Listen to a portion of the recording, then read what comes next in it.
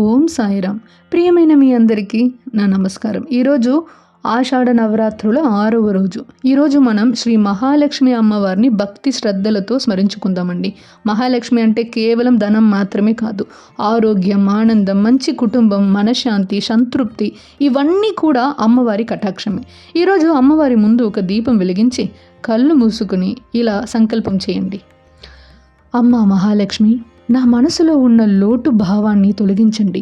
నాకు సంతృప్తి, సద్బుద్ధి, ధర్మబద్ధమైన సంపాదన, మా ఇంట్లో ఐక్యత, ఆరోగ్యం, ఆనందం ప్రసాదించండి. మీ కటాక్షం ఎల్లప్పుడూ మా కుటుంబంపై ఉండేలా ఆశీర్వదించండి. ఇలా సంకల్పం చేయండి.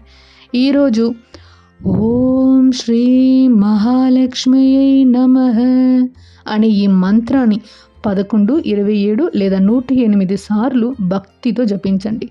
జపం చేసే సమయంలో మాత్రం అమ్మవారి ఒక దివ్య కాంతి మీ ఇంటిని శాంతి, ఐశ్వర్యం, సానుకూల శక్తితో నింపుతుందని భావించండి.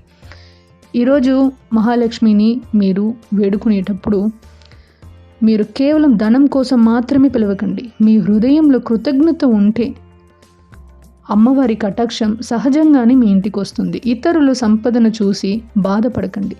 మీకు ఇచ్చిన ఆశీర్వాదాలను గుర్తించండి. కృతజ్ఞత ఉన్న చోటు సమృద్ధి నిలుస్తుంది. ధర్మంగా సంపాదించండి.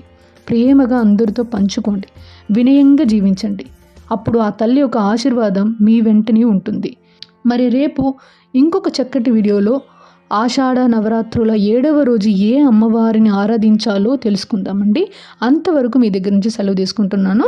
జై మహాలక్ష్మి మాత, జై మాతాది. ఓం శక్తి పరాశక్తి. ఓం సాయిరామ్.